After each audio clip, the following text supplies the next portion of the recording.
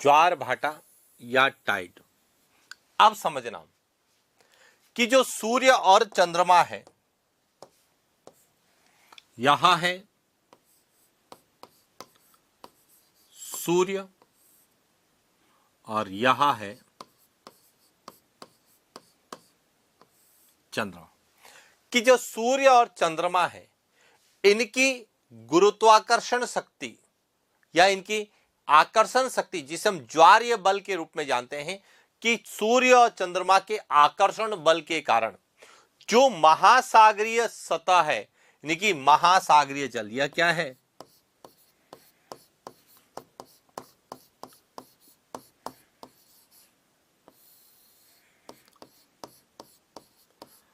महासागरीय जल का जो औसत तल है उससे ऊपर उठना या फिर नीचे बैठने की जो क्रिया है, इस क्रिया को हम क्या कहते हैं?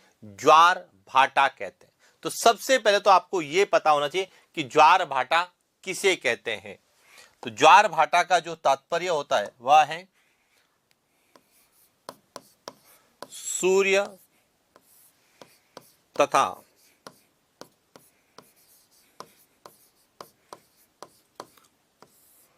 चंद्रमा के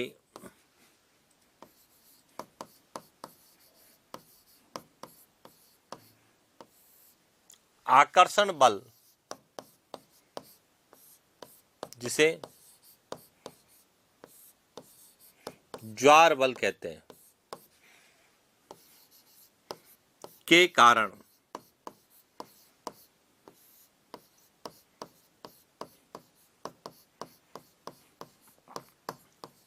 महासागरीय या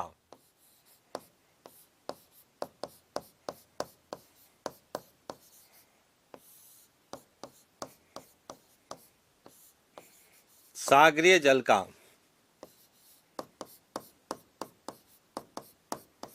औसत तल से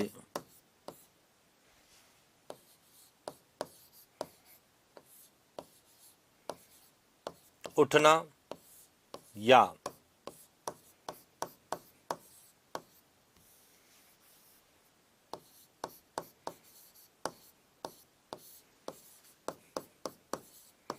नीचे बैठने की क्रिया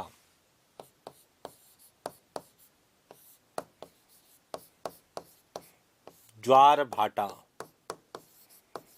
टाइड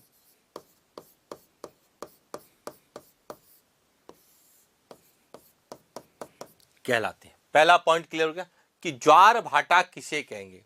कि जब सूर्य और चंद्रमा इन दोनों की संयुक्त, केवल सूर्य या केवल चंद्रमा नहीं, सूर्य तथा चंद्रमा दोनों की जब गुरुत्वाकर्षण शक्ति, जिसे आकर्षण बल या ज्वारीय बल कहते हैं, उसके कारण यदि महासागरीय जल जो है या तो ऊपर उठता है या नीचे बैठता है, तो इस क्रिया को क्या कहा जाता है?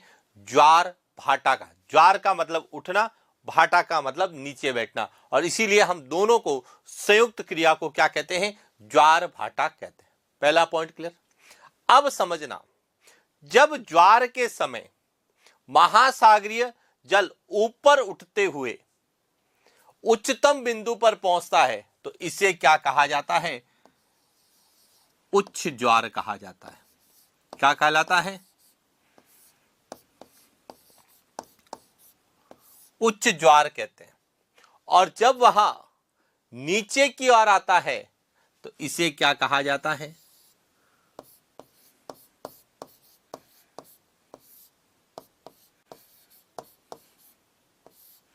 निम्न ज्वार का था।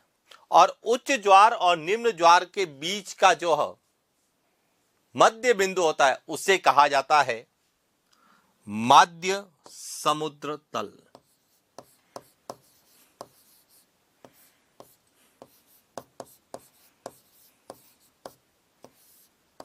क्या कहा जाता है? माध्य समुद्र तल। तो अब ध्यान रखना कि महासागरीय जल का ऊपर उठना तो क्या कहलाएगा? उच्च ज्वार, नीचे बैठना निम्न ज्वार या भाटा कहते हैं। इसे क्या कहते हैं? निम्न ज्वार या भाटा कहते हैं।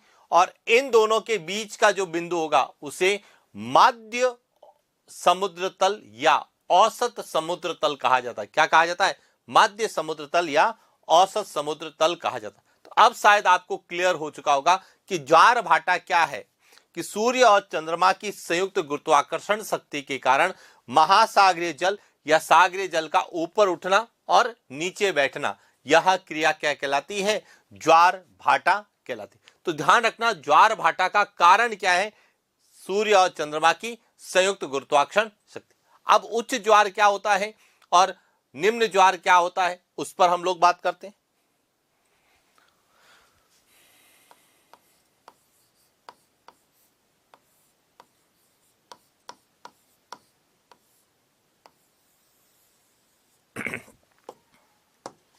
कि जब ज्वार के समय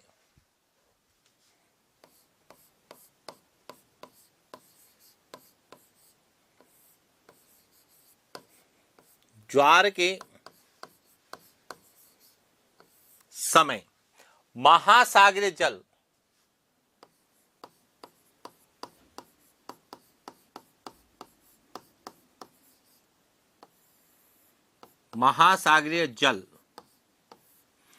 ऊपर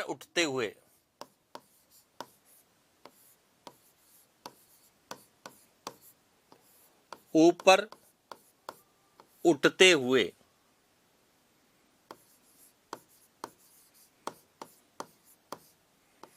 उच्चतम बिंदु पर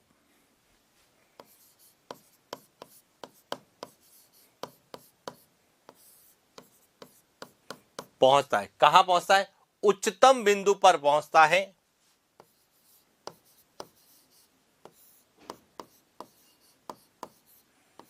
उच्च ज्वार कहलाता है। पहला पॉइंट तो आपको यह पता होना चाहिए कि जब ज्वार के समय महासागरीय जल ऊपर उठकर उच्चतम बिंदु पर पहुंचता है तो उसे क्या कहते हैं? उच्च ज्वार कहते हैं। और उच्च ज्वार में जल स्तर की ओर बढ़ता है।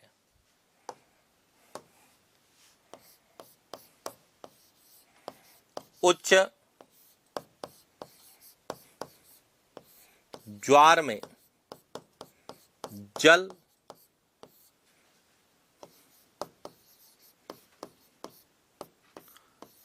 स्थल की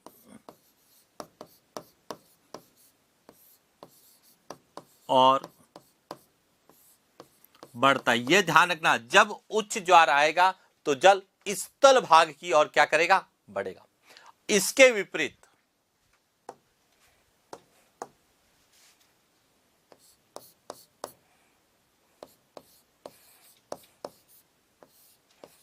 ज्वार के समय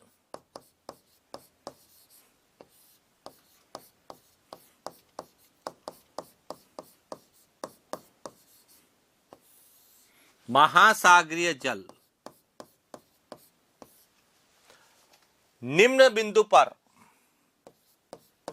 नीचे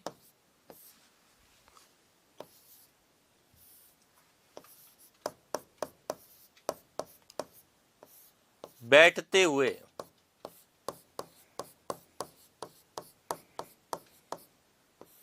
निम्नतम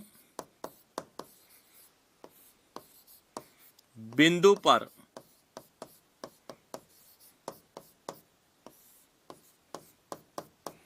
पहुंचता है, जिसे क्या कहा जाता है? निम्न ज्वार या भाटा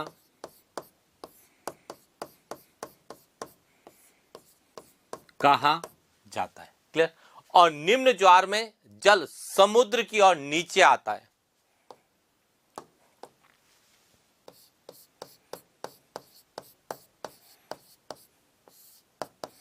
निम्न ज्वार में जल समुद्र में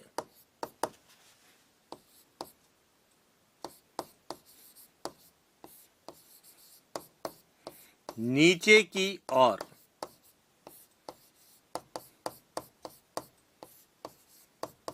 आता है। कैसे समझना यहां से, यहां देखिए, यहां है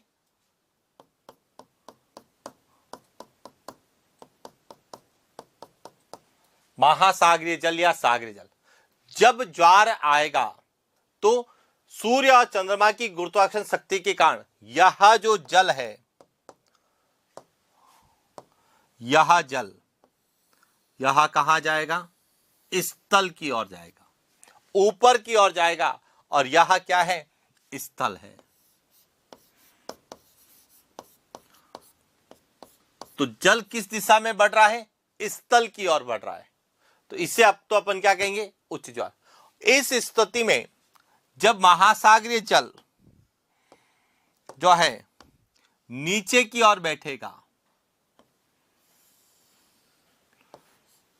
जो निम्न बिंदु होगा, यानी कि महासागरीय जल जो है समुद्र में नीचे की ओर बहेगा, इसे कहा जाता है निम्न ज्वार या भाटा कहलाते हैं। तो आपको केवल यह पता होना चाहिए कि सूर्य और चंद्रमा की गुरुत्वाकर्षण शक्ति के कारण महासागरीय जल जब उच्चतम बिंदु पर पहुंचता है तो उसे तो हम ज्वार या उच्च ज्वार कहते हैं, और जब वह समुद्र में निम्नतम बिंदु पर नीचे की ओर जाता है तो उसे हम निम्न ज्वार या भाटा कहते हैं। और इस संयुक्त क्रिया को ज्वार भाटा कहा जाता है। क्या कहा जाता है, ज्वार भाटा कहते हैं। यानी कि सामान्य शब्दों में कहें तो किस तरह से है, यहां है औसत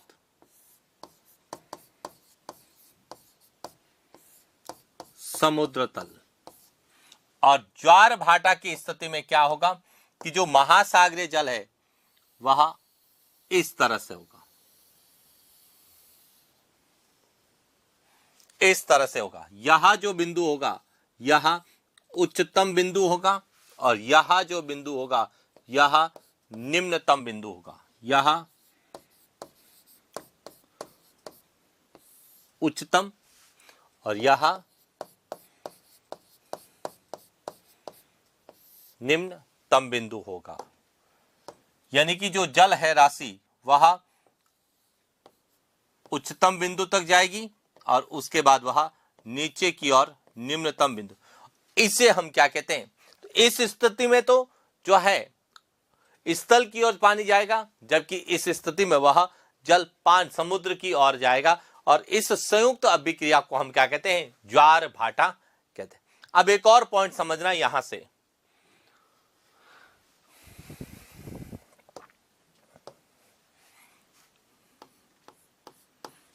कि जब उच्च ज्वार और निम्न ज्वार की स्थिति बनती है तो उसका जो मध्य बिंदु या स्थान होता है उसे कहा जाता है औसत समुद्र तल कहा जाता है। उच्च ज्वार तथा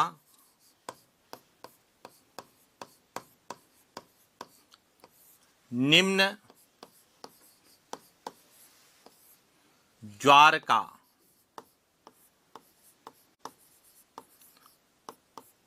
मध्य बिंदु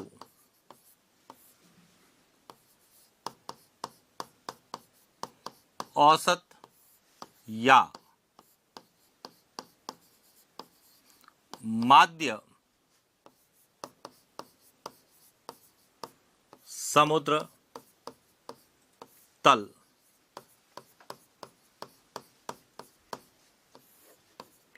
औसत या माध्य समुद्र तल कहलाता है। और यहां से ही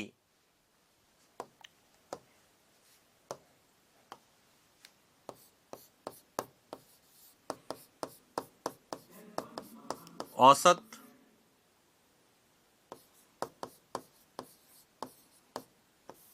समुद्र तल या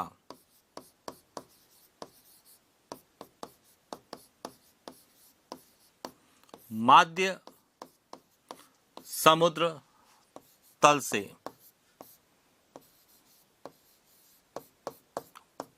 पृथ्वी पर स्थित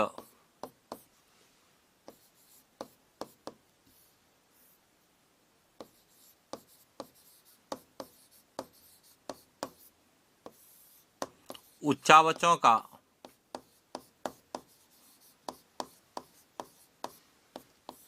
निर्धारण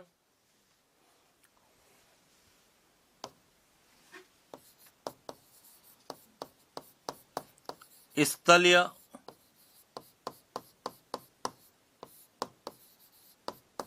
भागों की ऊंचाई तथा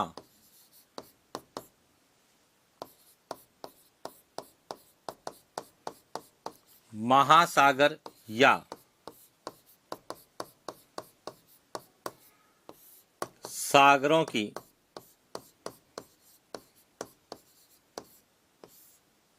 गहराई का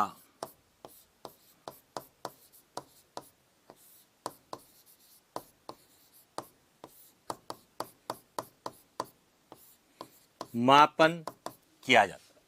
और यह सबसे इंपॉर्टेंट है कि जो उच्चावच होते हैं, जो पृथ्वी पर उच्चावच है, जैसे पर्वत हैं, पठार है, मैदान है या अन्य कोई उच्चावच है, तो उसकी ऊंचाई का निर्धारण कि वह उच्चावच कैसा होगा, उसकी ऊंचाई कैसी होगी, इन सब का निर्धारण हम किससे करते हैं? औसत समुद्र तल से करते हैं। या फिर महासागर और सागर की जो गहराई है उसका मापन भी इसी के आधार पर किया जाता है। और यह क्या होता है कि जो उच्च ज्वार और निम्न ज्वार है उसके बीच का मध्य बिंदु होता है, जिसे क्या कहा जाता है? औसत या माध्य समुद्र तल। जैसे हम भारत के संदर्भ में बांटते हैं कि भारतीय जो उच्चावच है, चाहे वह हिमालय है, चाहे वह प्रायद्वीपीय पठार है या मैदानी क्षेत्र है, उसकी ऊंचाई का निर्धारण हम किससे करते हैं? चेन्नई में जो मेरिनो बीच है वहां से करते हैं। इसका मतलब है कि मेरिनो बीच का जो है क्या माना गया है? औसत या माध्य समुद्र तल माना गया है, जहां से उच्चावच का निर्धारण होता है। तो यह ध्यान रखना कि औसत समुद्र माध्य कौन सा होगा? उच्च ज्वार और निम्न ज्वार के बीच का जो है क्षेत्र, नहीं मध्य बिंदु जो होगा वह क्या होगा? औसत समुद्र तल होगा, जहां से पृथ्वी पर उच्चावचों का निर्धारण किया जाता है। क्लियर? अब बात आती है कि यह ज्वार भाटा आता क्यों है। तो देखिए, बात करते हैं ज्वार भाटा के उत्पत्ति के कारण कि ज्वार भाटा क्यों आता है।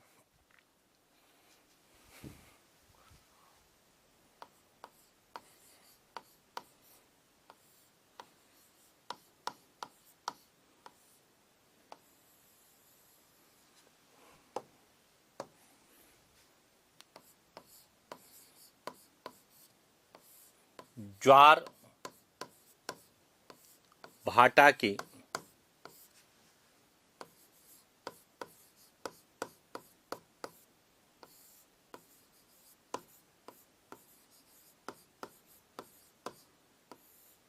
उत्पत्ति के कारण, ज्वार का मतलब उच्च ज्वार, भाटा का मतलब है निम्न ज्वार, तो यहां क्यों आते हैं? तो इसके दो कारण बताए गए। कैसे समझना यहां से?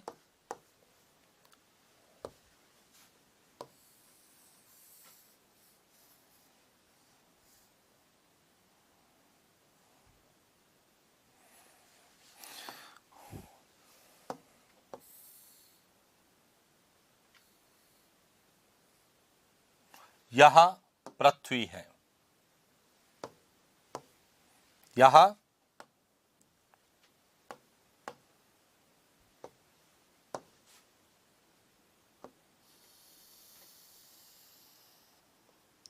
पृथ्वी है। क्लियर? और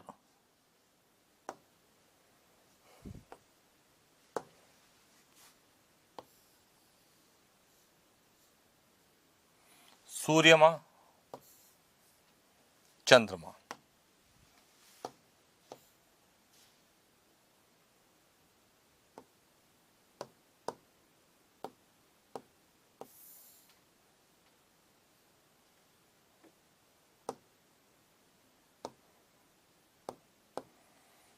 अब समझना यहां से,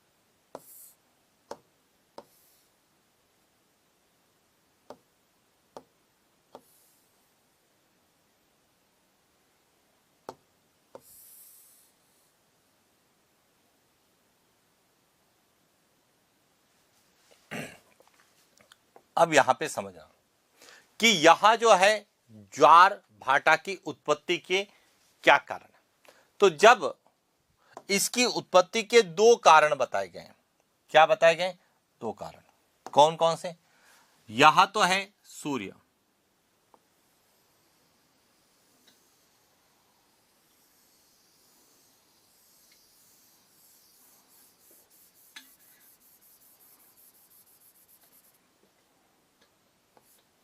यहां तो है सूर्य और दूसरा है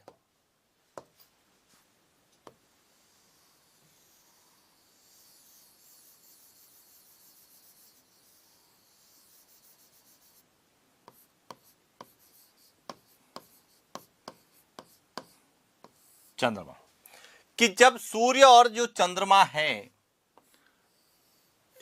इन दोनों की कौन सी संयुक्त गुरुत्वाकर्षण शक्ति,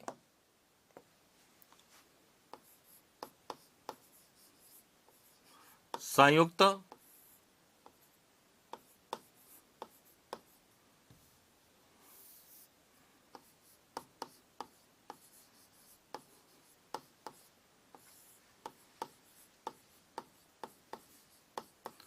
गुरुत्वाकर्षण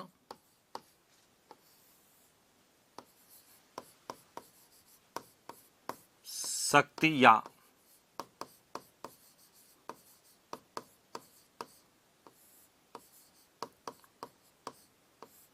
आकर्षण बल, इसके कारण जो है यह जो जल राशि है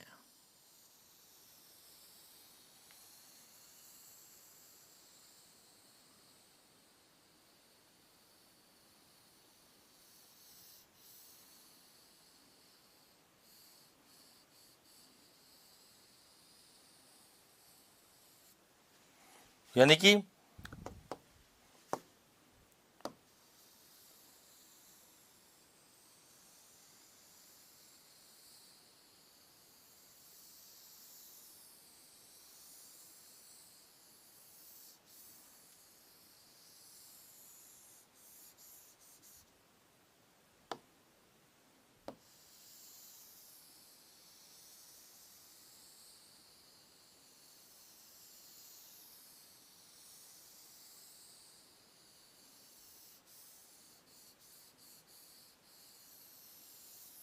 यह जो पृथ्वी पर है जल राशि, यह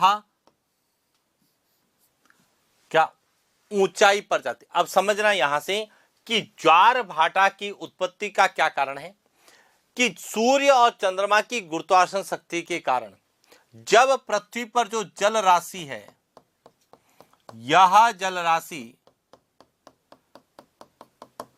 जब ऊपर उठती है, स्थल की ओर उठती है, तो इसे हम क्या कहते हैं? उच्च ज्वार कहते हैं।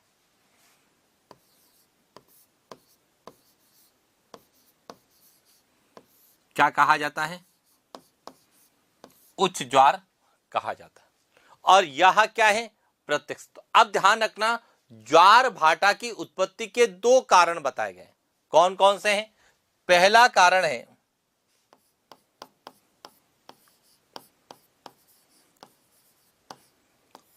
प्रत्यक्ष कारण, कि ज्वार भाटा क्यों आता है, इसका जो प्रत्यक्ष कारण है वह है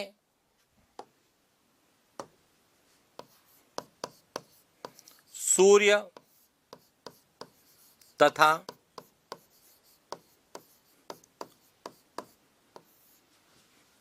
चंद्रमा की संयुक्त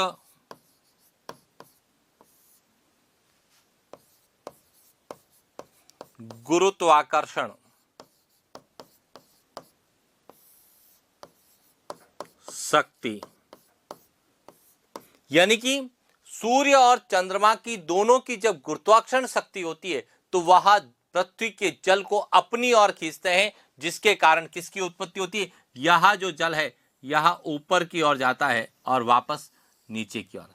तो इससे किसकी होती है? उच्च ज्वार। एक बार ऊपर जाएगा और दूसरी बार वह कहां आएगा? नीचे आएगा। नीचे आएगा। तो यहां पर किसकी उत्पत्ति होगी? निम्न ज्वार, जिसे अपन क्या कहते हैं? भाटा। तो एक तो ध्यान रखना कि ज्वार भाटा की उत्पत्ति का जो एक कारण तो क्या हो गया? वह कारण है कि सूर्य और चंद्रमा की गुरुत्वाकर्षण शक्ति, और यह क्या है? प्रत्यक्ष कारण है। दूसरा जो होता है वह है अप्रत्यक्ष कारण।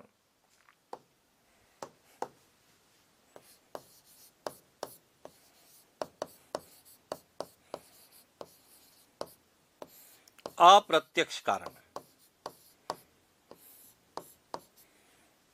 अप्रत्यक्ष कारण कौन सा है? वह है कि पृथ्वी की घूर्णन गति के कारण लगने वाला अपकेंद्रीय बल।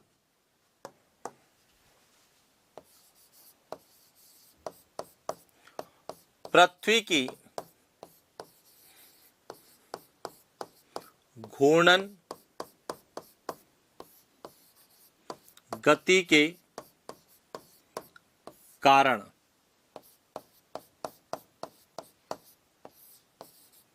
लगने वाला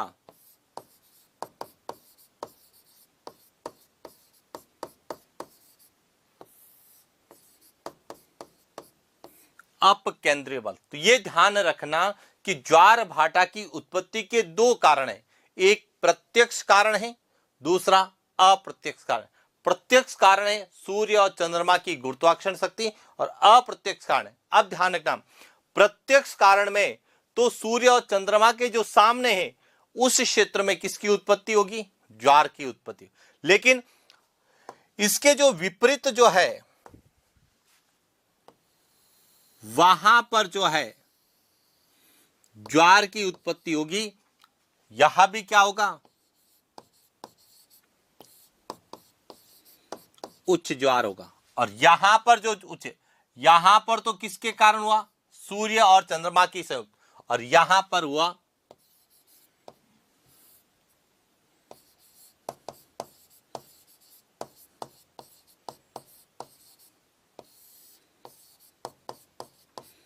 अपकेंद्रित, यानी कि विपरीत जो सूर्य के सामने है वहां पर तो प्रत्यक्ष ज्वार आएगा, यहां क्या होगा?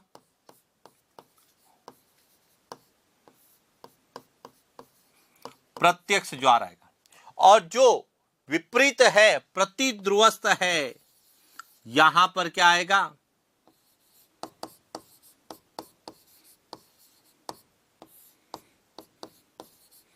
अप्रत्यक्ष ज्वार होगा। और इसीलिए हम कहते हैं कि ज्वार की उत्पत्ति या ज्वार भाटे की उत्पत्ति के लिए यहां पर जो है निम्न, यहां पर आएगा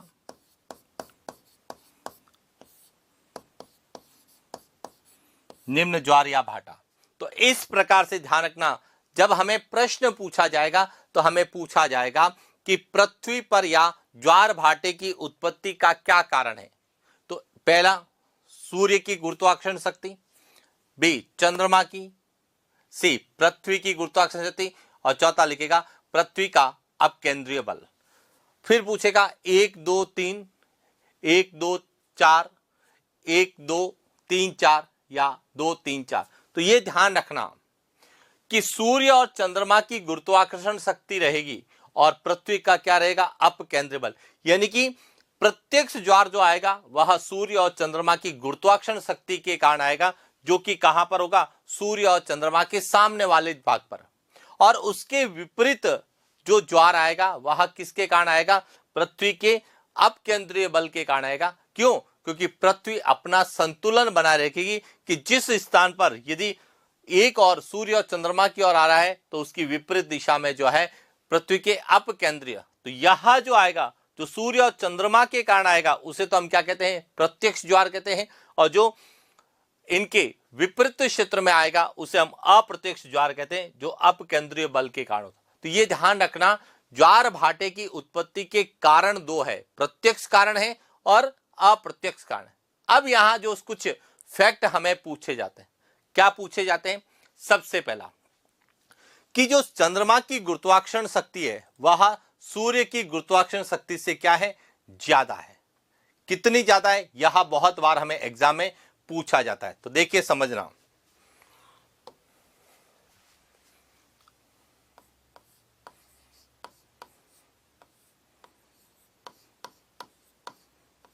कुछ फैक्ट जो ज्वार भाटा के संदर्भ में पूछे जाते हैं। सबसे पहला तो फैक्ट पूछा जाता है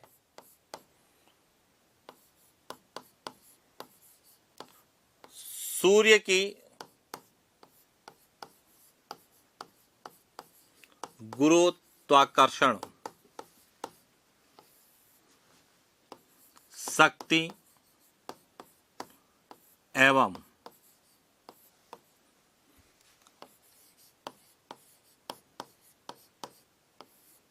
चंद्रमा की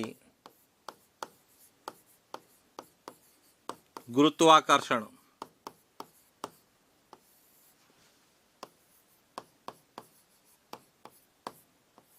शक्ति का अनुपात। एक तो यहां विशेष रूप से ध्यान रखना कि सूर्य और चंद्रमा की गुरुत्वाकर्षण शक्ति का अनुपात कितना है। अब कैसे पता चलेगा?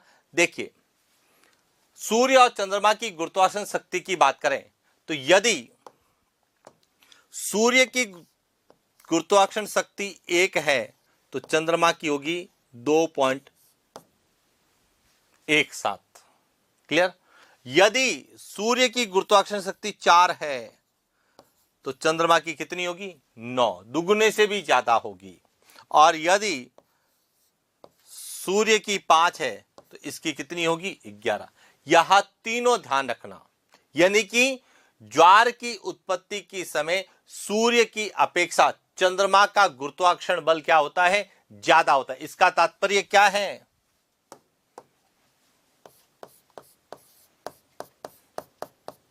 इसका तात्पर्य है कि ज्वार की उत्पत्ति के समय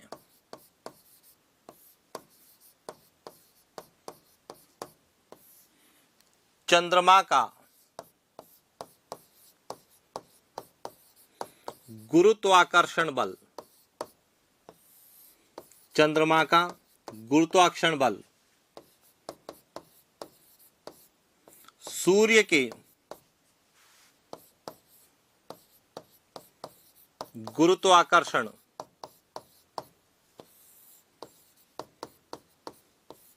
बल का 2.17 गुना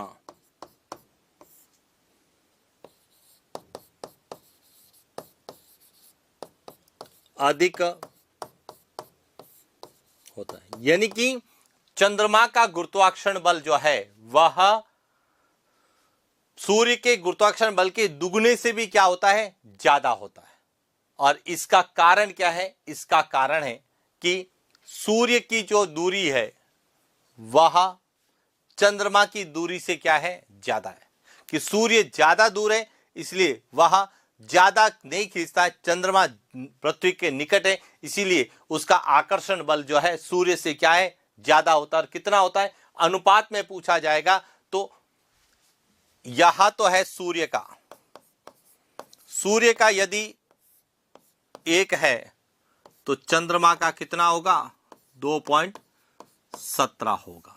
और यदि सूर्य का 4 है तो चंद्रमा का 9 होगा। और यदि सूर्य का 5 है तो चंद्रमा का कितना होगा? 11। यह अनुपात एग्जाम में डायरेक्ट पूछा जाता है कि ज्वार की उत्पत्ति के समय सूर्य और चंद्रमा के गुरुत्वाकर्षण बल का अनुपात क्या है। तो ऑप्शन में 1:2.17 हो सकता है, 4:9 हो सकता है, 5:11 हो सकता है। हमें ऑप्शन के अनुसार उत्तर देना, लेकिन ध्यान रखना सूर्य का कम होगा, चंद्रमा का ज्यादा होगा। अब ऑप्शन में यदि सूर्य पहले दे रखा है, देखिए समझना, यदि परीक्षा में प्रश्न में सूर्य पहले दे रखा है तो सूर्य का पहले आएगा, और चंद्रमा यदि प्रश्न में पहले है तो चंद्रमा का अनुपात पहले आएगा। इसीलिए यह ध्यान रखना कि जब भी आप इन प्रश्नों के उत्तर दें, ऑप्शन और प्रश्न के अनुसार दें, अपने अनुसार रटे रटाए उत्तर नहीं दें।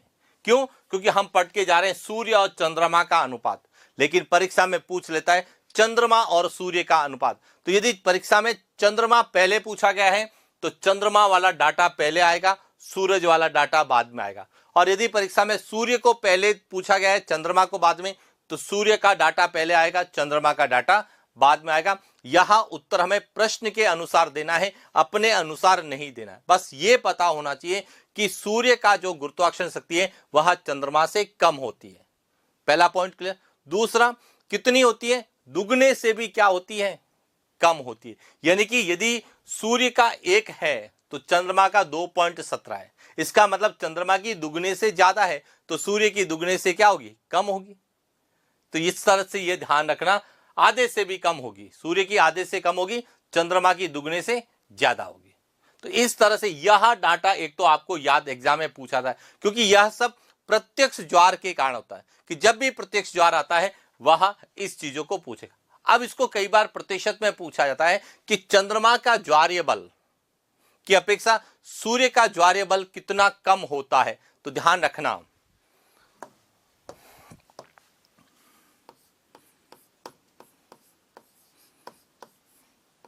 ज्वार की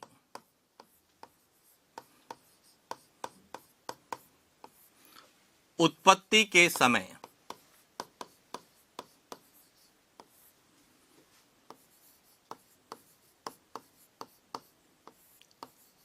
चंद्रमा के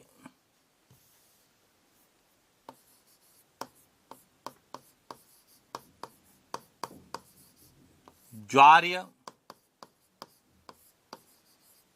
बल की अपेक्षा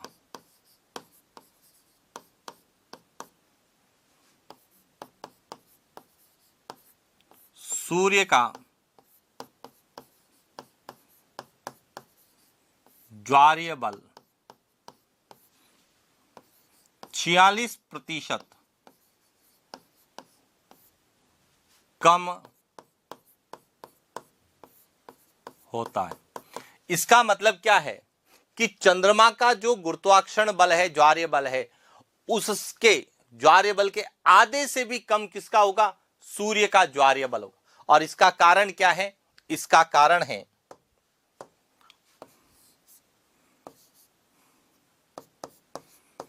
सूर्य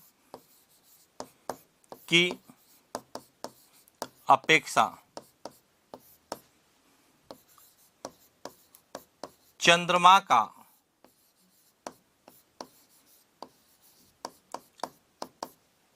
पृथ्वी के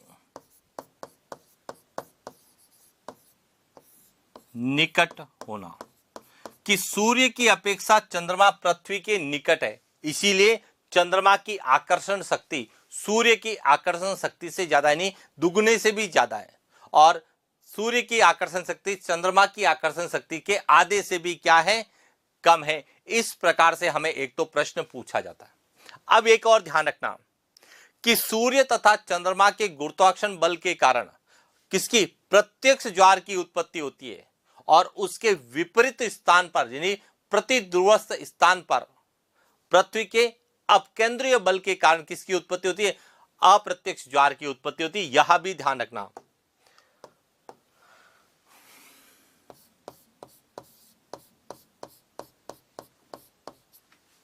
कि सूर्य तथा चंद्रमा के सूर्य तथा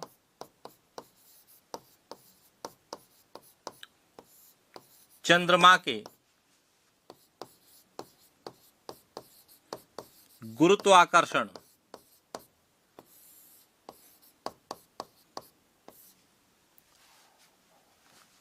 बल के कारण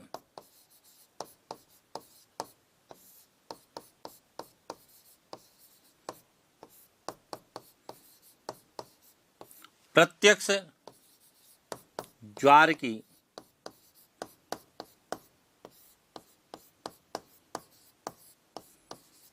उत्पत्ति होती है। यानी कि सूर्य और चंद्रमा के गुरुत्वाकर्षण बल के कारण प्रत्यक्ष ज्वार की उत्पत्ति होती है।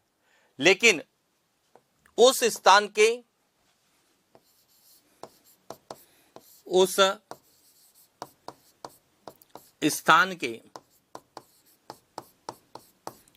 प्रति ध्रुवस्थ स्थान पर पृथ्वी के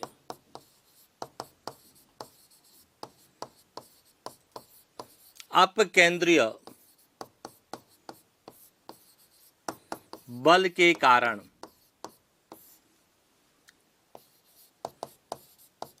अप्रत्यक्ष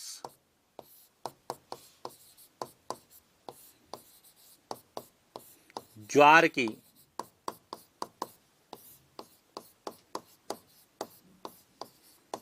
उत्पत्ति होती है। यह ध्यान रखना सबसे इंपॉर्टेंट है। कैसे? यह देखिए कि यहां सूर्य और चंद्रमा के गुरुत्वाकर्षण बल के कारण तो किसकी हो रही है? प्रत्यक्ष। उसके प्रतिध्रुवस्थ, इसके जो प्रतिध्रुवस्थ जो स्थान है वहां पर अपकेंद्रीय बल के कारण किसकी हो रही है? अप्रत्यक्ष ज्वार की क्या हो रही है? उत्पत्ति हो रही है। तो यह ध्यान रखना, प्रत्यक्ष ज्वार सूर्य की संयुक्त गुरुत्वाकर्षण शक्ति, सूर्य और चंद्रमा की संयुक्त गुरुत्वाकर्षण शक्ति के कारण आएगा, और अप्रत्यक्ष जो ज्वार होगा वह पृथ्वी के अपकेंद्रीय बल पे, और दोनों क्या होंगे? प्रतिध्रुवस्थ होंगे। यहां यदि उत्तर में है तो यहां दक्षिण में होगा, प्रतिध्रुवस्थ होंगे, एक ही जगह पर दोनों से नहीं आएगा। एक और यदि सूर्य और चंद्रमा के कारण आ रहा है तो दूसरी ओर जो है वह पृथ्वी के अपकेंद्रीय बल के कारण आता है। क्लियर? और इस प्रकार से जो है हमें विशेष रूप से एग्जाम में पूछा था। और जो प्रत्यक्ष ज्वार होता है उसे क्या कहा जाता है?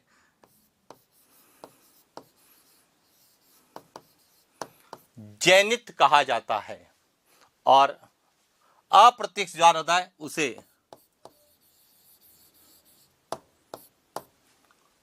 क्या कहा जाता है? नादिर कहा जाता है। तो जैनित और नादिर यह विशेष रूप से टर्म्स पूछी थी।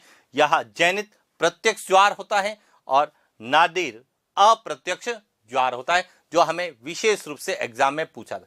तो अब आपको क्लियर हो चुका होगा पहला पॉइंट कि ज्वार भाटा क्या होता है। ज्वार भाटा क्या होता है कि जब सूर्य और चंद्रमा के आकर्षण के कारण, जब ज्वारीय बल के कारण महासागरीय जल कहां पर? ऊंचाई में स्थल की ओर बढ़ता है तो वहां होगा उच्च ज्वार, और समुद्र में नीचे की ओर आता है तो जो निम्न ज्वार या भाटा, और इस संयुक्त क्रिया को क्या कहा जाता है? ज्वार भाटा कहा जाता है। सेकेंड पॉइंट कि ज्वार भाटा क्यों आता है, तो इसके दो कारण हैं। एक प्रत्यक्ष कारण है कि जो सूर्य और चंद्रमा के सामने होगा वहां पर प्रत्यक्ष आएगा, जो इसके विपरीत होगा वहां पर अप्रत्यक्ष ज्वार आएगा। प्रत्यक्ष ज्वार किसके कारण आता है? सूर्य और चंद्रमा की संयुक्त गुरुत्वाकर्षण शक्ति के कारण आएगा, और अप्रत्यक्ष ज्वार किसके कारण आएगा? वह आएगा पृथ्वी के अपकेंद्र बल के कारण आएगा। अब इसके बाद हमें पूछा जाता है ज्वार भाटा की उत्पत्ति के सिद्धांत, कि ज्वार भाटा की उत्पत्ति के संबंध में किन किन ने सिद्धांत दिए। तो देखिए उनको लेके विशेष रूप से जो प्रश्न पूछा जाता है।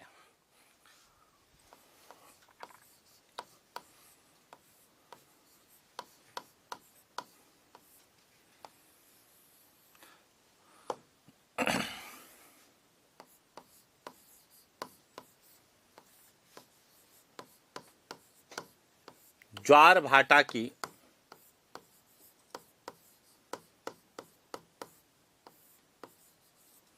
उत्पत्ति के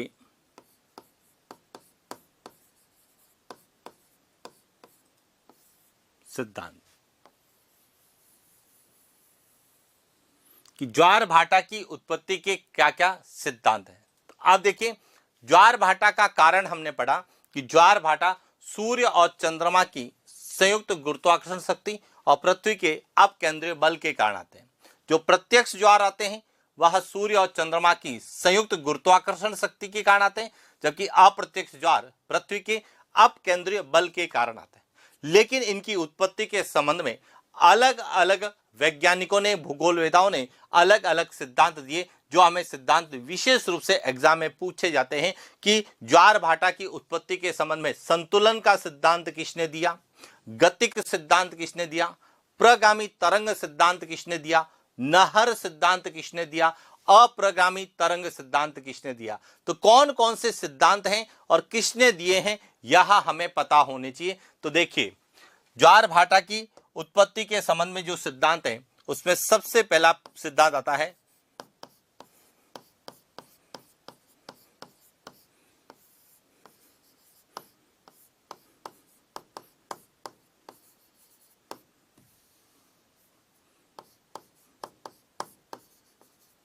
सबसे पहला सिद्धांत कौन सा है? संतुलन का सिद्धांत। और संतुलन का सिद्धांत दिया था आइजैक न्यूटन, सर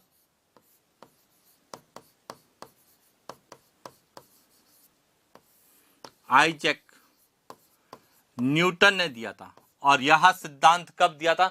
यह सिद्धांत दिया था 1687 ईस्वी में आइजैक न्यूटन ने संतुलन का सिद्धांत दिया। और उसमें बताया, क्योंकि गुरुत्वाकर्षण बल किसने दिया? गुरुत्वाकर्षण बल का सिद्धांत भी आइजैक न्यूटन ने दिया। और उन्होंने ही ज्वार भाटा की उत्पत्ति के संबंध में एक सिद्धांत दिया था, जिसे क्या कहा गया? संतुलन का सिद्धांत। तो आपसे डायरेक्ट पूछा जाएगा कि ज्वार भाटा की उत्पत्ति के संबंध में संतुलन का सिद्धांत किसने दिया? आइजैक न्यूटन ने दिया। दूसरा दिया है गतिक सिद्धांत।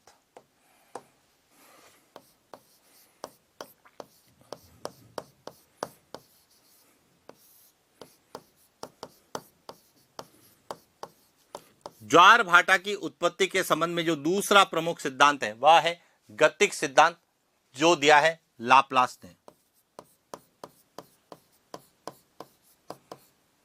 किसने दिया? लाप्लास ने। और यह सिद्धांत कब दिया गया?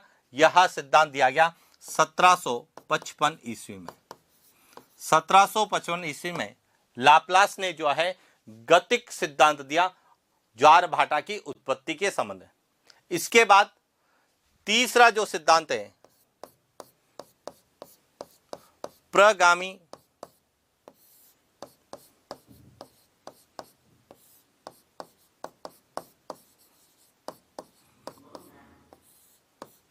तरंग सिद्धांत। प्रगामी तरंग सिद्धांत यह दिया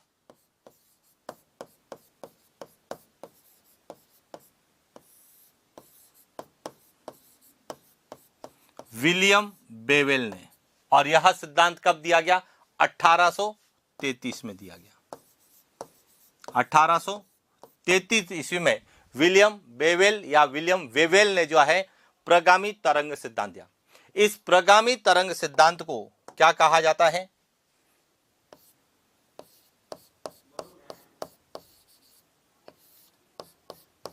गतिक तरंग सिद्धांत भी कहते हैं। इसे ही क्या कहते हैं? गतिक तरंग सिद्धांत कहते हैं, या फिर अस्थिर तरंग सिद्धांत भी कहते हैं।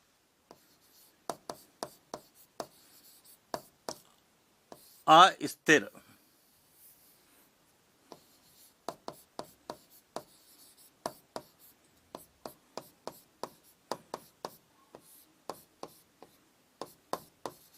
अस्थिर तरंग सिद्धांत भी कहा जाता है, और इसे ही अस्थितिक तरंग सिद्धांत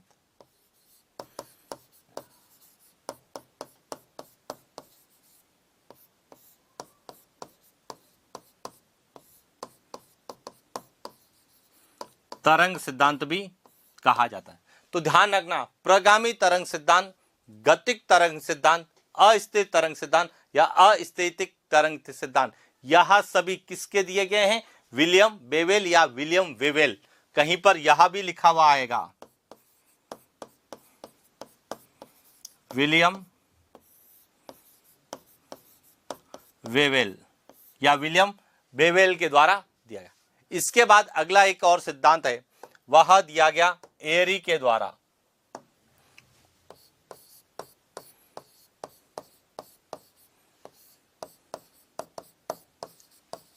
नहर सिद्धांत, यह किसके द्वारा दिया गया?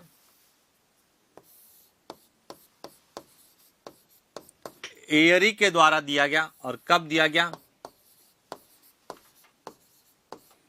1842 ईस्वी में एयरी ने ज्वार भाटा की उत्पत्ति के संबंध में जो सिद्धांत दिया उसे क्या नाम दिया गया? नहर सिद्धांत। और इसके बाद एक और सिद्धांत दिया गया जिसे कहा गया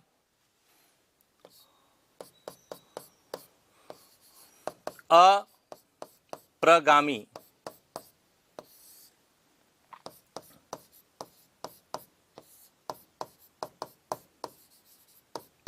तरंग सिद्धांत।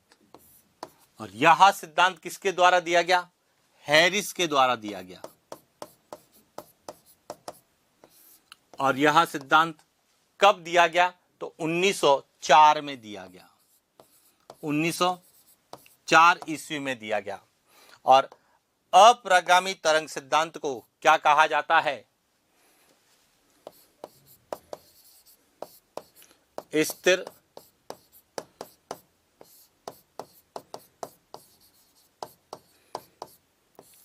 तरंग सिद्धांत कहा जाता है।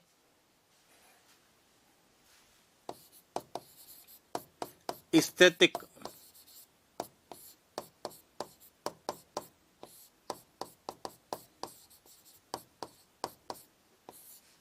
तरंग सिद्धांत कहा जाता है।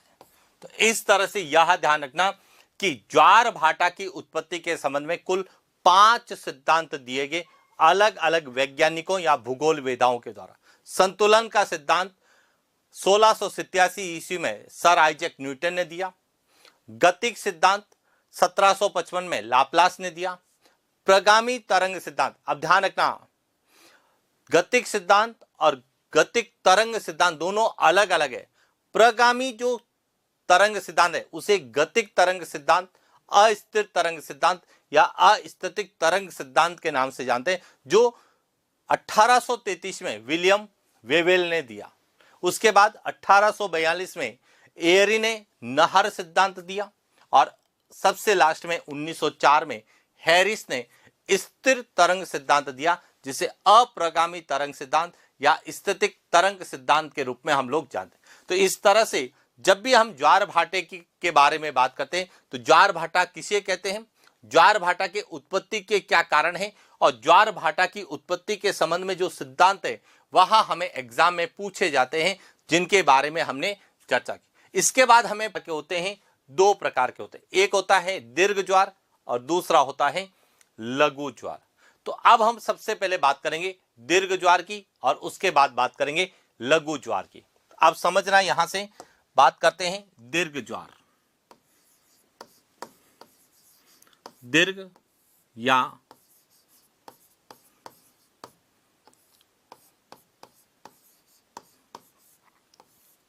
वृहद ज्वार कि दीर्घ ज्वार और वृहद ज्वार कब आएंगे और क्यों आएंगे और इसको लेके क्या प्रश्न बन सकते हैं। तो देखिए, सबसे पहले तो आपको यह पता होना चाहिए कि वृहद ज्वार क्यों आते हैं। तो इसका जो कारण है वह कारण है कि जब सूर्य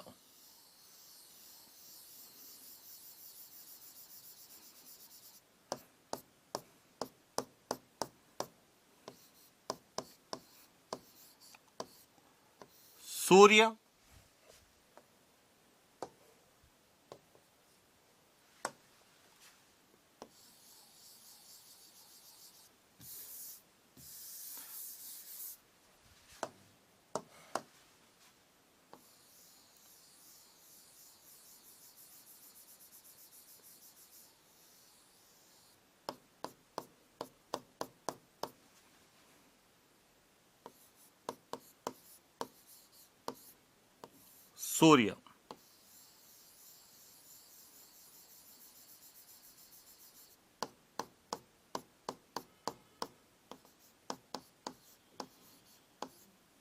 सूर्य चंद्रमा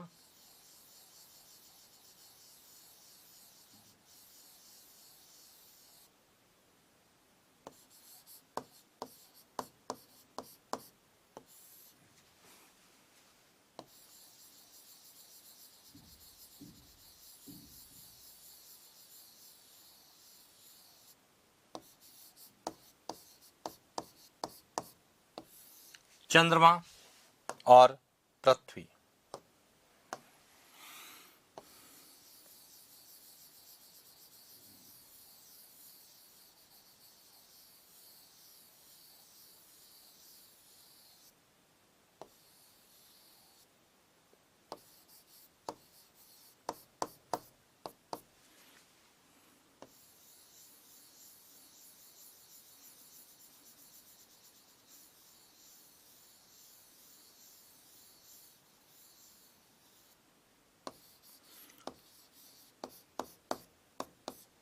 कि जब सूर्य, चंद्रमा और पृथ्वी तीनों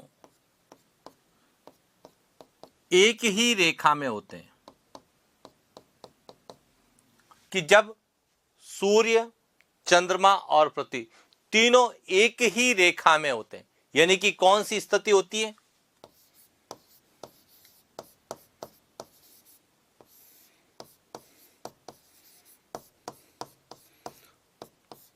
रेखीय स्थिति होती, तीनों एक ही रेखा में होते, इस स्थिति को क्या कहा जाता है?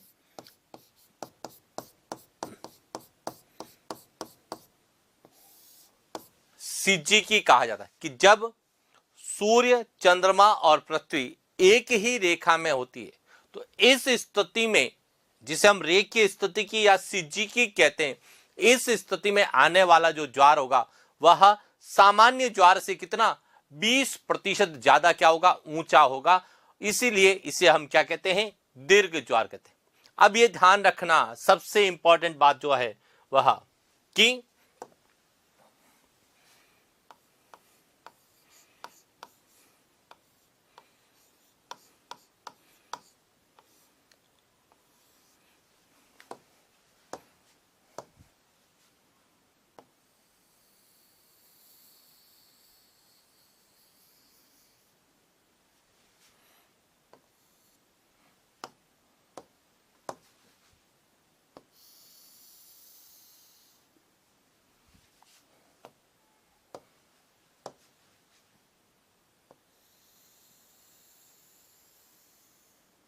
यहां तो क्या होगा?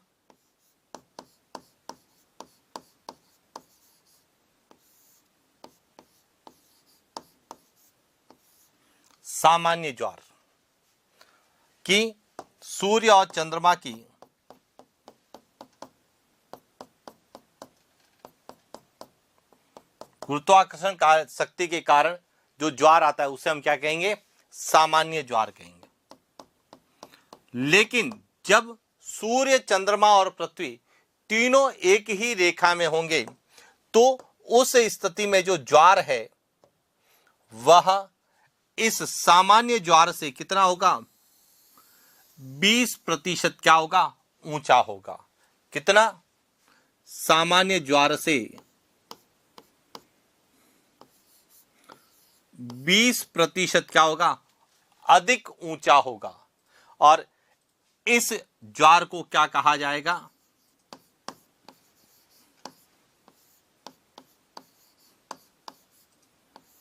दीर्घ ज्वार होगा।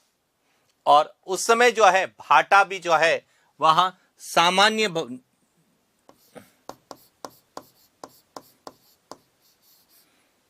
जो सामान्य भाटा आता है उससे क्या होगा?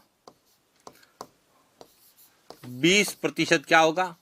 नीचे होगा। तो ये ध्यान रखना, दीर्घ ज्वार कब आते हैं और वह कितना होगा, यह सबसे इंपॉर्टेंट है। यही प्रश्न हमें एग्जाम में पूछा जाता है। क्या पूछा जाता है? सबसे पहले कि जब सूर्य,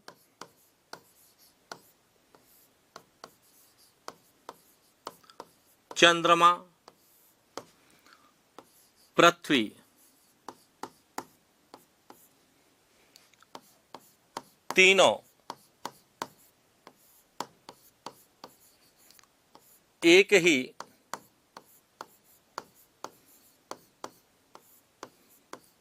रेखा में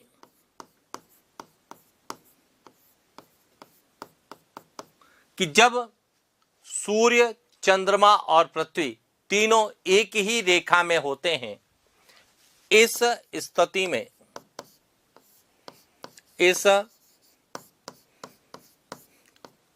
स्थिति में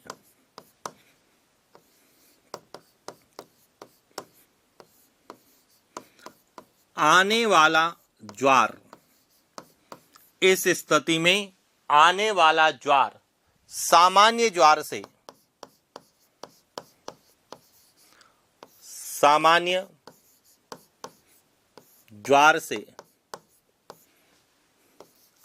20% अधिक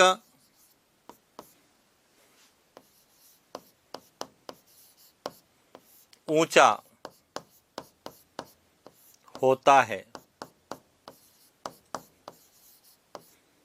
दीर्घ ज्वार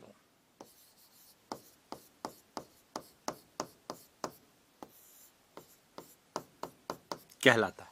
पहला पॉइंट क्लियर हो गया कि जब सूर्य, चंद्रमा और पृथ्वी एक ही रेखा में होते हैं तो उस समय जो ज्वार आता है वह सामान्य ज्वार से 20% क्या होता है, ऊंचा होता है। सामान्य ज्वार से 20% ऊंचा होता है और इसीलिए उसे क्या कहा जाता है, दीर्घ ज्वार कहा जाता है। अब ध्यान रखना, दीर्घ ज्वार की स्थिति में भाटा या निम्न ज्वार भी सर्वाधिक क्या होता है, नीचे होता है। दीर्घ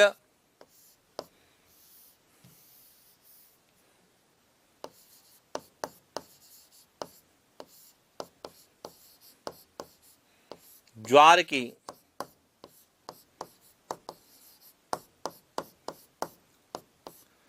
स्थिति में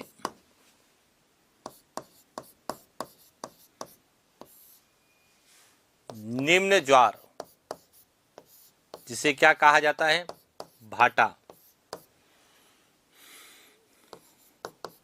सर्वाधिक क्या होगा, नीचा होता है। नीचा,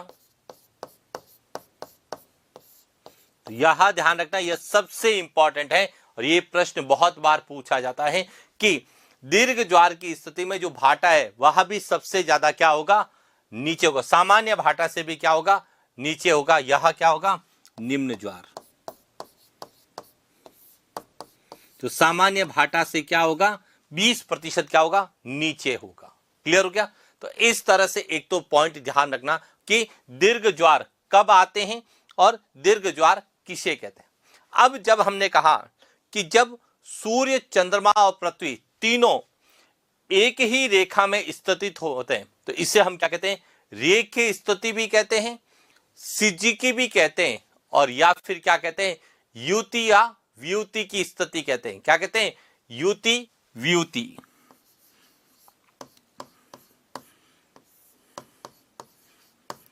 पूछा जा सकता है कि दीर्घ ज्वार कब आते हैं, तो युति व्युति की स्थिति में या रेखीय स्थिति में या सिजिकी स्थिति में आते हैं कि जब सूर्य, चंद्रमा और पृथ्वी तीनों एक ही रेखा में स्थित होते हैं तो इस स्थिति को हम रेखीय स्थिति भी कहते हैं, सिजिकी भी कहते हैं, या फिर युति व्युति की स्थिति कहा जाता है।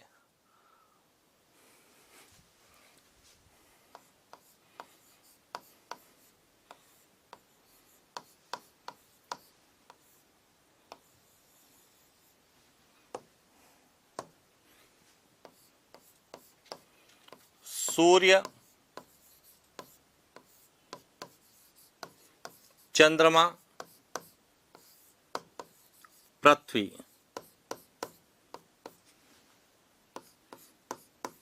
तीनों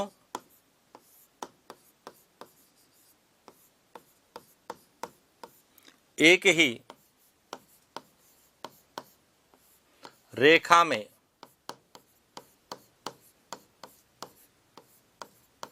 होते हैं। इस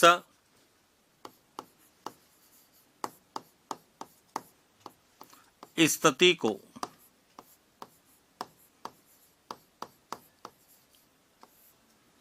रेखीय स्थिति,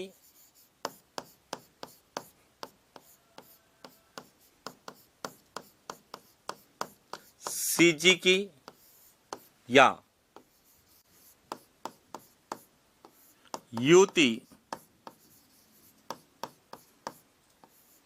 व्युति की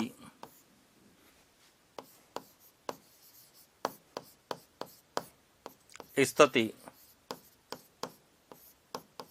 कहा जाता है। कि जब तीनों एक ही रेखा में होंगे तो इस स्थिति को क्या कहा जाता है, युति व्युति की स्थिति सीजी की या रेखीय स्थिति का। और इस स्थिति में दीर्घ ज्वार क्यों आते हैं? क्योंकि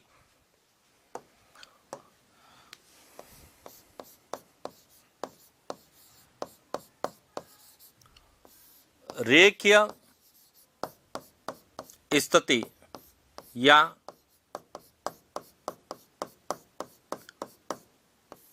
सिज्जिकी में सूर्य तथा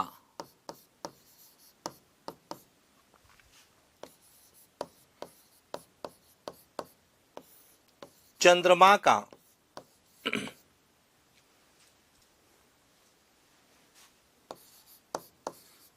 ज्वार उत्पादक बल, ज्वार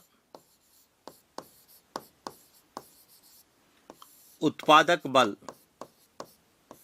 जिसे कहा जाता है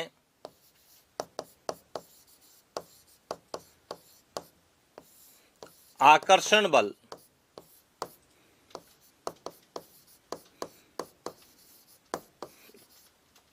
सर्वाधिक होता है। इस कारण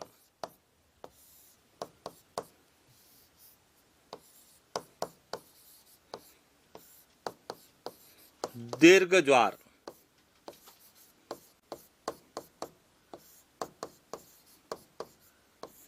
वृहत ज्वार की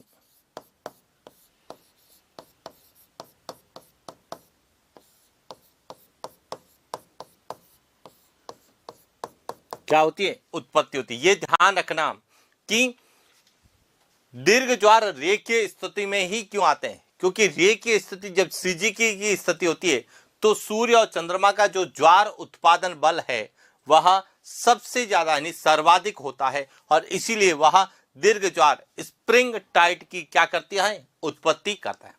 अब प्रश्न आता है कि यह स्थिति कब बनती है? तो ध्यान रखना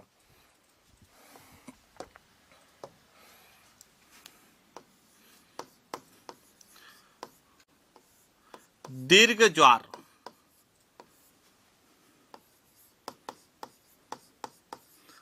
अमावस्या तथा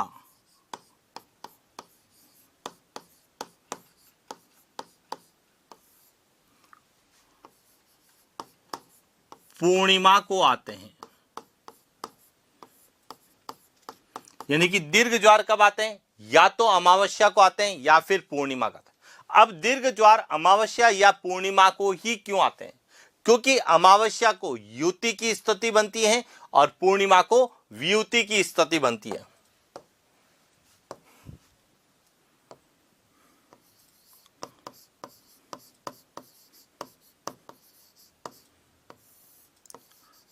अमावस्या को सूर्य तथा चंद्रमा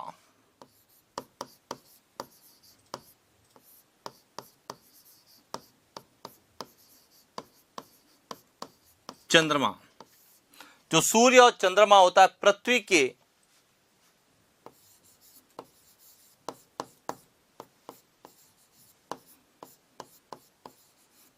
एक दिशा में स्थित होते हैं जिसे युति कहा जाता है। कैसे समझना? यहां देखिए कि जब पृथ्वी के एक और क्या स्थिति है? चंद्रमा और सूर्य यहां पृथ्वी के एक और स्थित होते हैं तो इस स्थिति को क्या कहा जाता है? युति कहा जाता है। और यह स्थिति कब बनती है?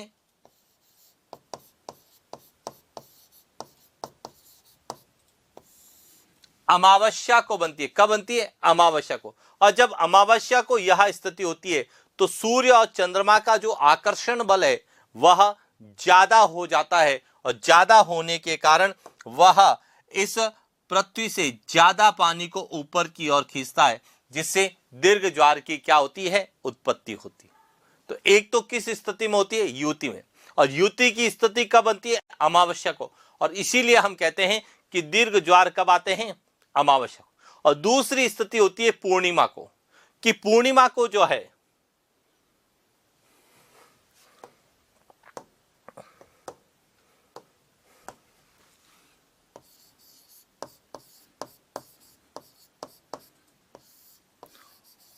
पूर्णिमा को सूर्य तथा चंद्रमा के मध्य में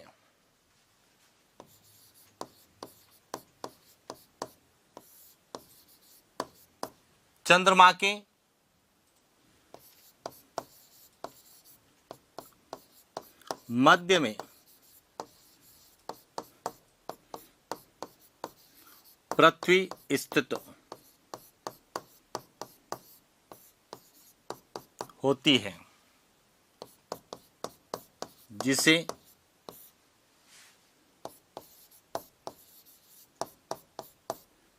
व्युति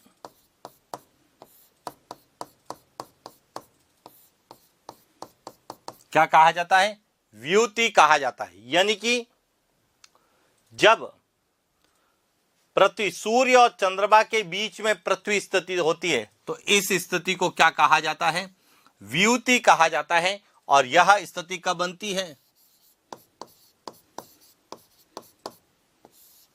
पूर्णिमा को बनती है। और इसीलिए हम कहते हैं कि इन दोनों स्थिति में सूर्य और चंद्रमा का गुरुत्वाकर्षण बल जो है वह सबसे ज्यादा होता है, और वह पृथ्वी से सर्वाधिक जो है जल को अपनी ओर आकर्षित करता है, और इससे जो है किसकी उत्पत्ति होती है,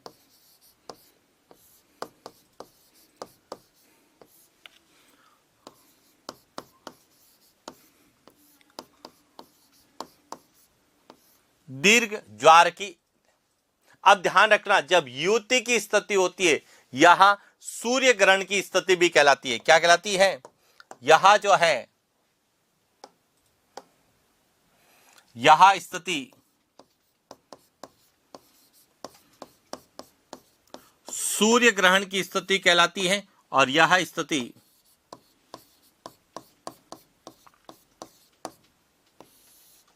चंद्र ग्रहण की स्थिति कहलाती है।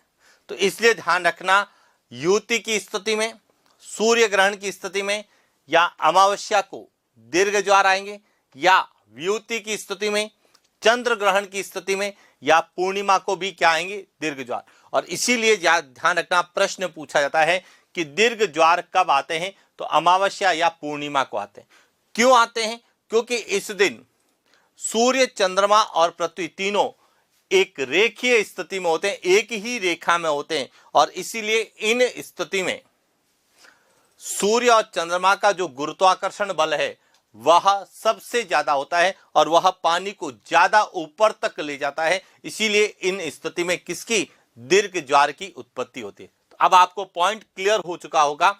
सबसे पहला कि दीर्घ ज्वार जो है वह क्या होता है, तो दीर्घ ज्वार क्या होता है यह क्लियर हो गया। दीर्घ ज्वार जो है किस स्थिति में आते हैं यह क्लियर हो गया, क्यों आते हैं यह क्लियर हो गया, और दीर्घ ज्वार कब आते हैं, और अमावस्या की जब होगी तो स्थिति कौन सी बनेगी, और जब पूर्णिमा होगी तो स्थिति कौन सी बनेगी। तो इस तरह से हमें किसको पूछा जाता है, दीर्घ ज्वार को पूछा जाता है, जिसे स्प्रिंग टाइड के नाम से हम लोग जानते हैं। क्या बोलते हैं, दीर्घ ज्वार, इसे कहा जाता है स्प्रिंग टाइड।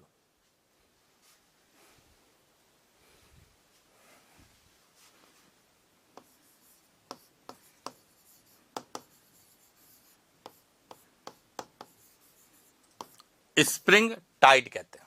हमने कहा आकार के आधार पर जो है ज्वार कितने प्रकार के होते हैं, दो प्रकार के। एक जो वृहद ज्वार होते हैं स्प्रिंग टाइड होते हैं, दूसरे होते हैं लघु ज्वार निप टाइड। तो बात करते हैं लघु ज्वार की।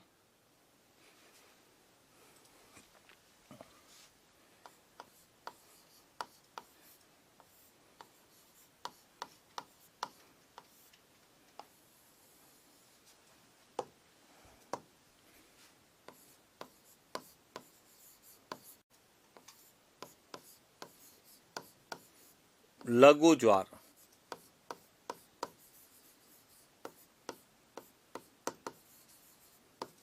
निप टाइड, लघु ज्वार।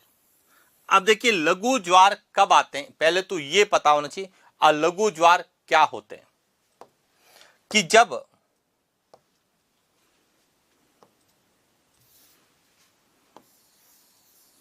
सूर्य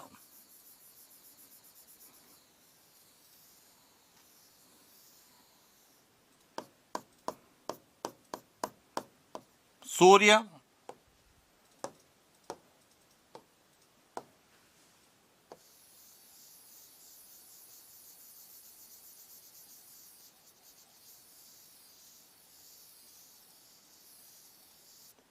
पृथ्वी और चंद्रमा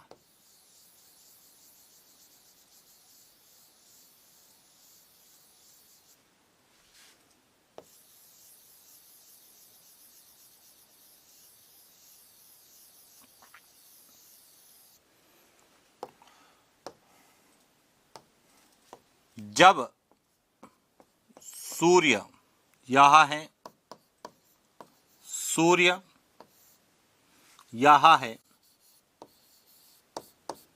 पृथ्वी जब तीनों क्या होते हैं, समकोण की स्थिति में होते हैं, यानी कि इनके बीच में जो कोण है वह कितने डिग्री का होता है, 90 डिग्री का होता है, समकोण की स्थिति में होते हैं। अब समकोण की स्थिति दो तरीके से बन सकती है, एक तो इस प्रकार से बन सकती है, दूसरी इस प्रकार से बन सकती है। तो जब सूर्य, चंद्रमा और पृथ्वी तीनों समकोण की स्थिति में होंगे, इसे कौन सी क्या स्थिति कहा जाता है, समकोणीय स्थिति।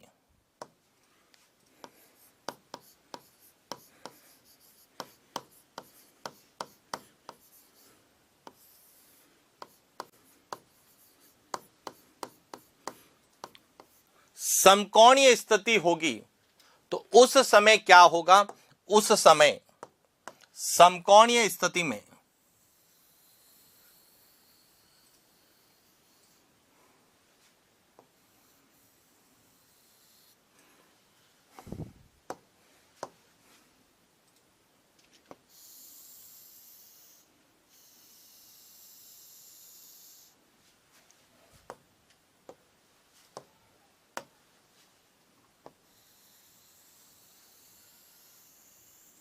यहां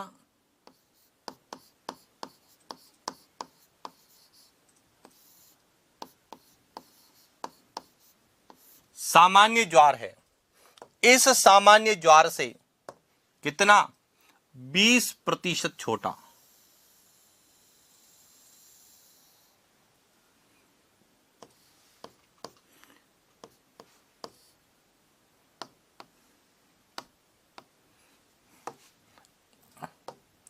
इस सामान्य ज्वार से कितना 20% छोटा, सामान्य ज्वार से 20% छोटा जो ज्वार बनेगा, उस ज्वार को, इस ज्वार को क्या कहा जाता है,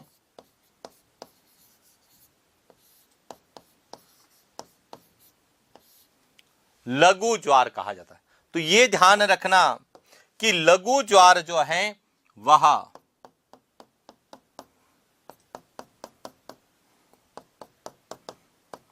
सामान्य ज्वार से कितना होता है, 20% छोटा होता है, जबकि दीर्घ ज्वार जो है वह सामान्य ज्वार से कितना 20% ऊंचा होता है। तो यह ध्यान रखना, दीर्घ ज्वार और लघु ज्वार जो है वह आकार के आधार पर है, और जब सूर्य, पृथ्वी और चंद्रमा तीनों समकोण की स्थिति में होंगे तो उस समय जो है पृथ्वी का जो जल है वह ज्यादा ऊंचाई पे नहीं जाएगा, और इस स्थिति में जो ज्वार आता है उसे क्या कहा जाता है, लघु ज्वार कहा जाता है। तो अब आपको क्लियर हो चुका होगा कि नीप टाइड या लघु ज्वार क्या होते हैं।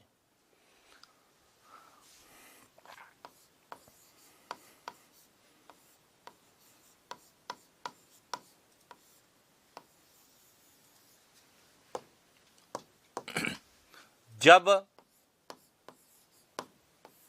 सूर्य, चंद्रमा, पृथ्वी तीनों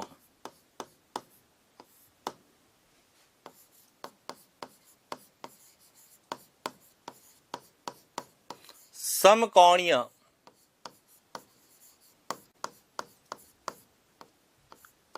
स्थिति में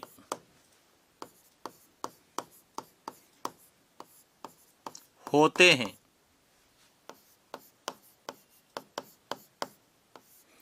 ऐसी स्थिति में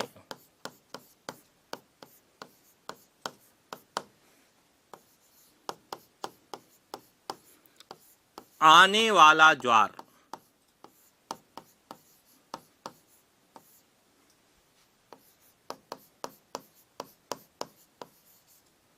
सामान्य ज्वार से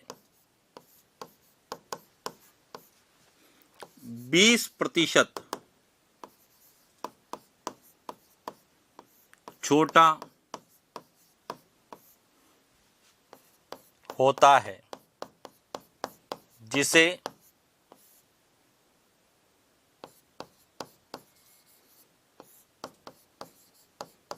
लघु ज्वार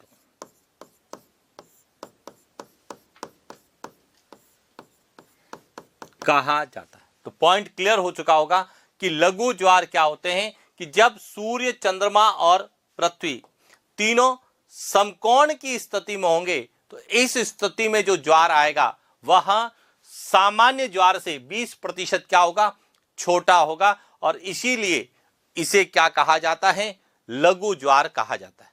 अब ध्यान रखना, इसमें जो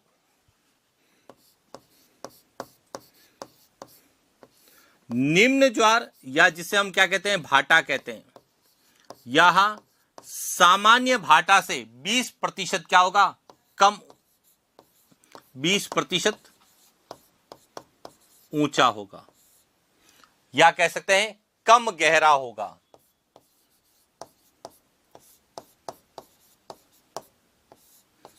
बीस प्रतिशत कम गहरा होगा। यह भी ध्यान रखना है कि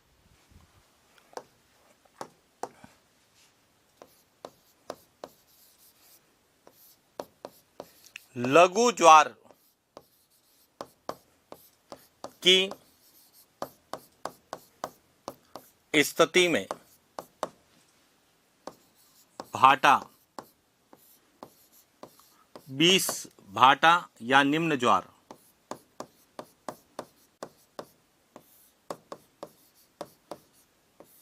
ज्वार 20% कम गहरा या 20%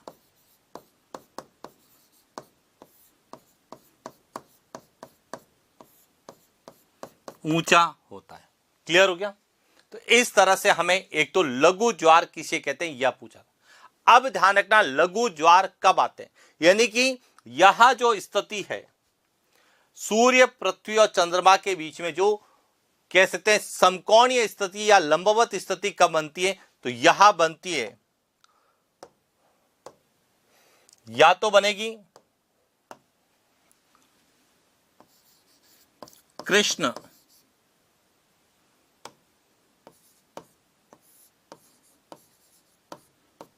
पक्ष की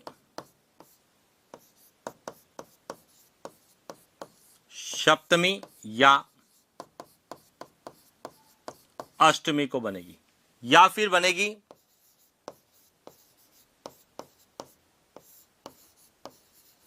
शुक्ल पक्ष की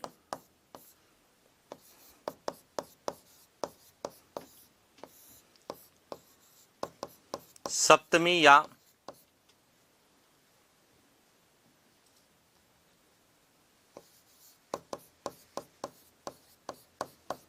अष्टमी को। तो ये ध्यान रखना कि लघु ज्वार कब आएगा, या तो आएगा शुक्ल पक्ष या कृष्ण पक्ष की सप्तमी और अष्टमी को आते हैं।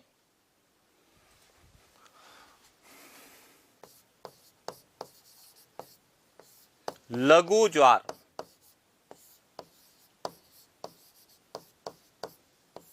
शुक्ल पक्ष या कृष्ण पक्ष की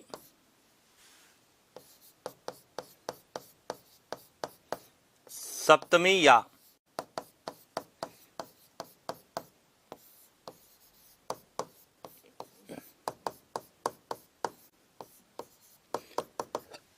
अष्टमी को आते हैं। तो यह ध्यान रखना कि यह कब आएंगे, या तो शुक्ल पक्ष की सप्तमी अष्टमी को आएंगे या फिर कृष्ण पक्ष की सप्तमी अष्टमी को आएंगे। अब इस स्थिति में ही लघु ज्वार क्यों आता है, क्योंकि जब सूर्य, चंद्रमा और पृथ्वी तीनों लंबवत यानी समकोणीय स्थिति में होते हैं तो सूर्य और चंद्रमा का जो ज्वार उत्पादक बल है वह न्यूनतम होता है, और इसीलिए जो है लघु ज्वार इस स्थिति में आते हैं।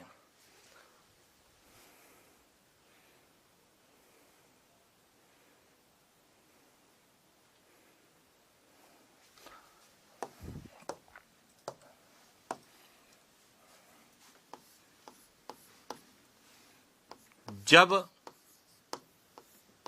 सूर्य,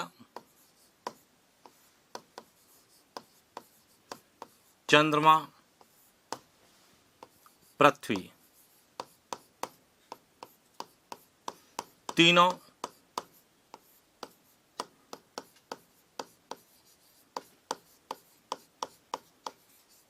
समकोणीय या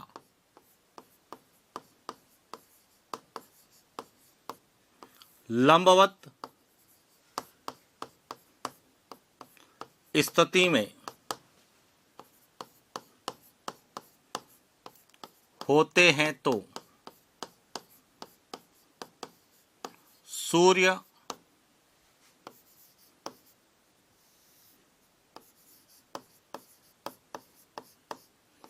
चंद्रमा का ज्वार उत्पादक बल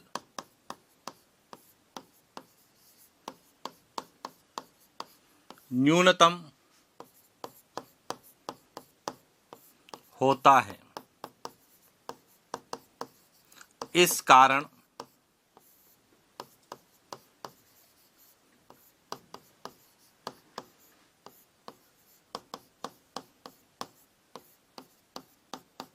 क्या लघु ज्वार आते हैं, और यह कब आते हैं, यह जो है शुक्ल या कृष्ण पक्ष की सप्तमी या अष्टमी को आते हैं।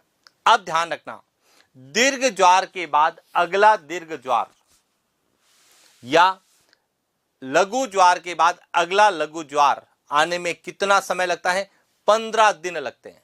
और एक दीर्घ ज्वार के बाद में एक लघु ज्वार आने में कितना समय लगता है, 7 दिन का। यानी कि यह ध्यान रखना कि एक दीर्घ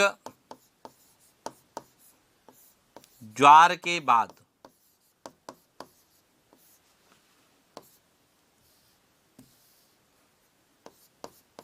एक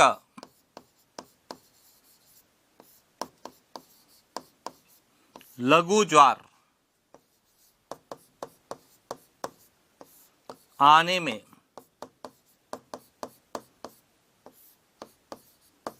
7 दिन का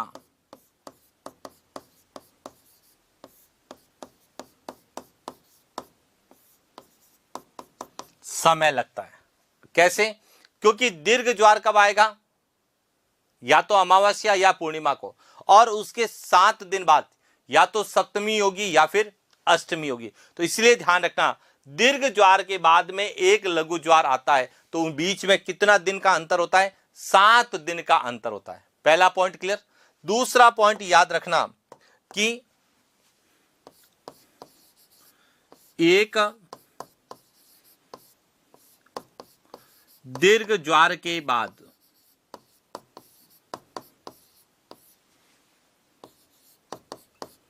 अगला दीर्घ ज्वार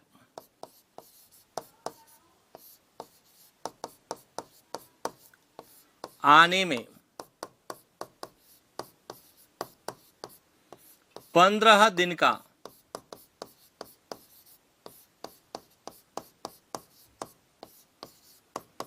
समय लगता है। कि एक दीर्घ ज्वार आया और अगला दीर्घ ज्वार आने में कितना समय लगेगा? 15 दिन। यदि अमावस्या को दीर्घ ज्वार आया तो अगला दीर्घ ज्वार पूर्णिमा को आएगा, तो बीच में कितने दिन का अंतर होगा?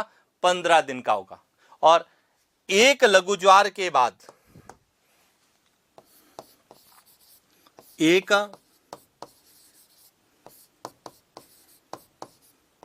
ज्वार के बाद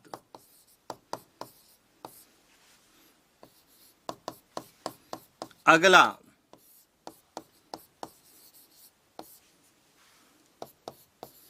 लघु ज्वार आने में 15 दिन का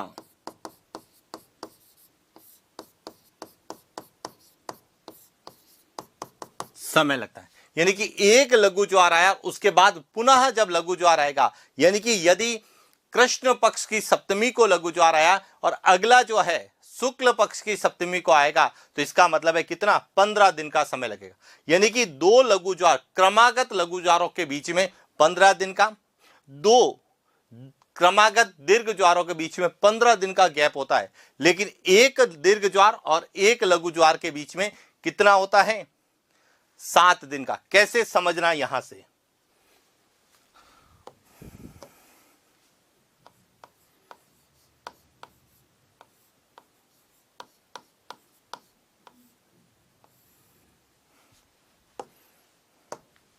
यदि हम बात करें अमावस्या,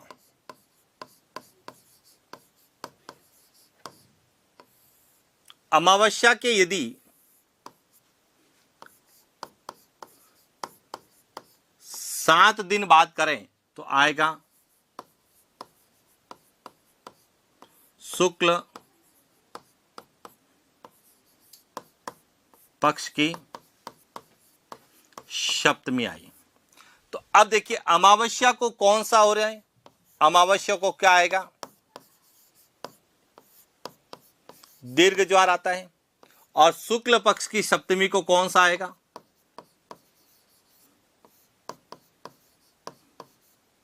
लघु ज्वार आएगा। तो अब देखिए एक दीर्घ ज्वार और एक लघु ज्वार के बीच में कितनी अवधि होगी? 7 दिन की अवधि हुई। यही देखिए हमने लिखा है कि एक दीर्घ ज्वार के बाद एक लघु ज्वार आने में कितना दिन का लगेगा? 7 दिन का समय लगता है। इसी प्रकार यदि हम पूर्णिमा की बात करें, यह है पूर्णिमा, और पूर्णिमा के 7 दिन बाद क्या आएगा?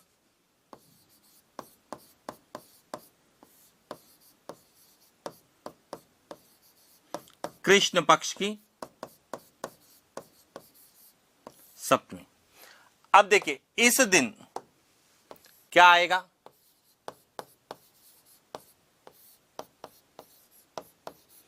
दीर्घ ज्वार। और इस दिन क्या आएगा? लघु ज्वार। तो अब देखिए दीर्घ ज्वार से लघु ज्वार आने में कितना समय लग गया? 7 दिन। तो हमने यही कहा है कि दीर्घ ज्वार के बाद लघु ज्वार आने में कितना समय लगता है? 7 दिन का। क्योंकि दीर्घ ज्वार अमावस्या को भी आते हैं और पूर्णिमा को भी आते हैं, और लघु ज्वार शुक्ल पक्ष की सप्तमी या अष्टमी को आते हैं, कृष्ण पक्ष की सप्तमी या अष्टमी को। तो एक दीर्घ ज्वार के बाद में एक लघु ज्वार आने में कितना समय लगता है? 7 दिन का समय लगता है। लेकिन इसी को थोड़ा सा हम आगे बढ़ाएं। सबसे पहले बात करते हैं अमावस्या की, और अमावस्या से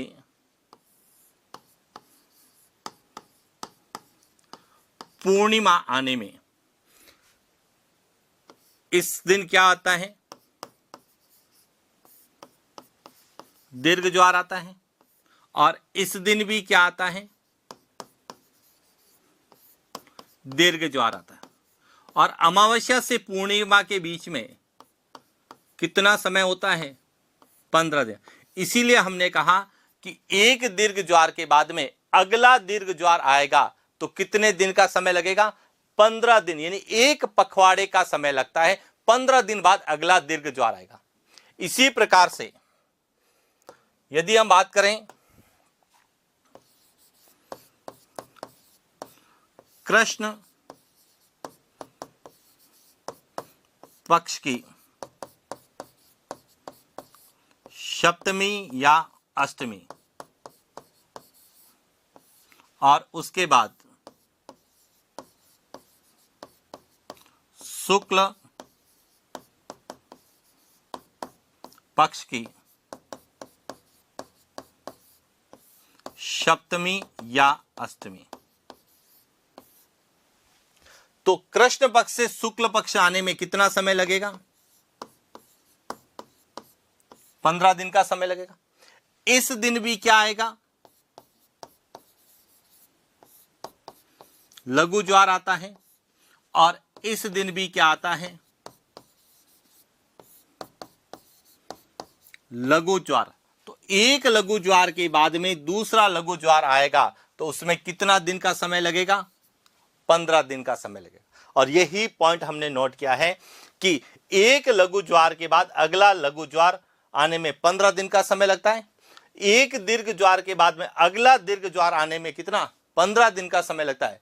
जबकि एक दीर्घ ज्वार के बाद एक लघु ज्वार आने में कितने दिन का समय लगता है, 7 दिन का समय लगता है। और ये कई बार हमें पूछा जाता है कि एक दीर्घ ज्वार के बाद में अगला दीर्घ ज्वार आएगा 7 दिन पश्चात, सप्ताह में, एक सप्ताह बाद, एक पखवाड़े बाद, एक महीने बाद, या 6 महीने बाद, इस तरह से पूछा जाता है। तो ध्यान रखना, दीर्घ ज्वार के बाद में लघु ज्वार तो 7 दिन बाद आएगा, और दीर्घ ज्वार के बाद में दीर्घ ज्वार 15 दिन में, लघु ज्वार के बाद में लघु ज्वार 15 दिन में। और यह फॉर्मेट यदि आपने याद कर रखा है तो आपको दीर्घ ज्वार और लघु ज्वार के बीच में जो समय का अंतराल है यह कभी हमारा गलत नहीं होगा।